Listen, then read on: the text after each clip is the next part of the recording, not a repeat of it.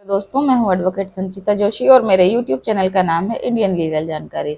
दोस्तों, ये तो हम सभी को पता है कि 1 जुलाई 2024 से हमारे देश में 3 बड़े कानून लागू कर दिए गए हैं। इन्हीं कानून के अनुसार अब से जो भी कार्रवाई हुआ करेगी वो इसी प्रावधान के अनुसार होगी। दोस्तों, इसी के साथ साथ जो हमारे पुलिस थाने में FIR दर्ज होती थी, जिसे हम प्रथम सूचना रिपोर्ट के नाम से भी जानते हैं, उनकी धाराओं में भी परिवर्तन कर दिया गया है। यानी कि अब तक जो CRPC की धारा 154 के अंतर्गत FIR होती थी, अब वो BNSS की धारा 173 के अंतर्गत दर्ज होगी। इसके साथ ही जो CRPC की धारा 155 के अंतर्गत FIR दर्ज होती थी, अब वो BNSS की धारा 174 के अंतर्गत दर्ज होगी। यहाँ पे जो लोग ये सुनकर कंफ्यूज हैं कि 2 प्रकार की FIR, तो वो जान ले कि हाँ, FIR 2 प्रकार की होती है। दोनों में अंतर ये होता है कि एक FIR जो होती है वो गंभीर अपराधों के लिए होती है, यानी कि जिससे कोई बड़ी क्षति कारित हुई होती है, यानी कि शरीर को या फिर संपत्ति को या फिर कोई अन्य ऐसी क्षति जो गंभीर अपराध की श्रेणी में आती है, जो कि पुलिस हस्तक्षेप में आती है, उन्हें धारा 173 के अंतर्गत दर्ज किया जाएगा। और धारा 155 के अंतर्गत जो अब तक FIR दर्ज की जाती रही है, यानी कि BNSS की धारा 174 के अंतर्गत जो अब दर्ज होंगी, उनमें असंज्ञेय अपराध यानी कि जो पुलिस हस्तक्षेप के योग्य अपराध नहीं है, वे दर्ज किए जाते हैं। अब सवाल यहाँ ये उठता है कि अगर कोई ऐसी अपराध है या कोई ऐसी घटना है जिसमें पुलिस हस्तक्षेप कर ही नहीं सकती, तो उसकी FIR दर्ज करने के पीछे क्या कारण है?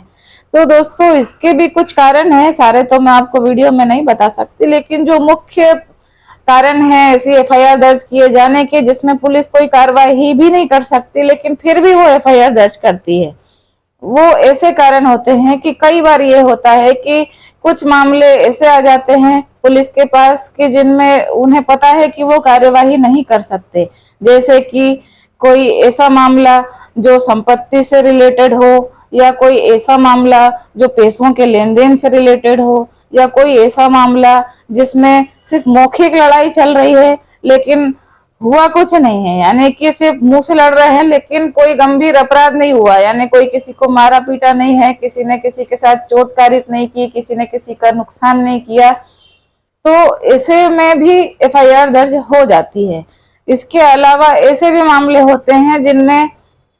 किसी व्यक्ति को लगता है कि उसके साथ में कोई गंभीर अपराध होने वाला है लेकिन अभी हुआ नहीं है, तो उसे फिर भी प्रथम सूचना के आधार पर दर्ज कर लिया जाता है, यानी कि आशंका के आधार पर। अब ऐसा इसलिए किया जाता है क्योंकि सबसे पहली बात तो ये कि ये जो FIR होती है जो पुलिस दर्ज करती है, ये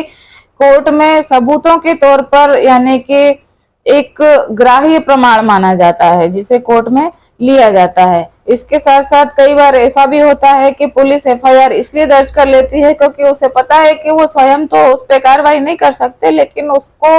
पता है कि ये जो FIR वो कर रहे हैं, ये जो घटना हुई है, ये कौन से विभाग इसको देखेगा, तो पुलिस ऐसा अपराध दर्ज कर लेती है और उसको फिर संबंधित विभाग को भेज देती है अपनी रिपोर्ट बनाकर। फिर उस रिपोर्ट के आधार पर संबंधित विभाग जांच करता है, यानी कि मान लीजिए कोई रुपये पैसे का लेन देन है, संपत्ति का विवाद है, तो पुलिस उस पे 155 की धारा जो पहले हुआ करती थी, जो कि अब 174 यानी कि 174 के अंतर्गत दर्ज होगी, ऐसे अपराध दर्ज करके उन्हें SDM के पास पहुंचा देगी। तो ये काम SDM का है कि रुपयों पैसों का मामला निपटाना, संपत्ति का मामला निपटाना, तो वो पुलिस के माध्यम से होकर SDM तक पहुंचा दिया जाता है। तो इस प्रकार से इस FIR का काम होता है। दोस्तों, उम्मीद करती हूँ आपको मेरी वीडियो अच्छी लगी होगी। आगे भी मेरे वीडियो इसी तरीके से मैं बनाकर आपको अन्य कानूनों की जानकारी देती रहूंगी, इसलिए सब्सक्राइब कीजिए मेरा YouTube चैनल। धन्यवाद।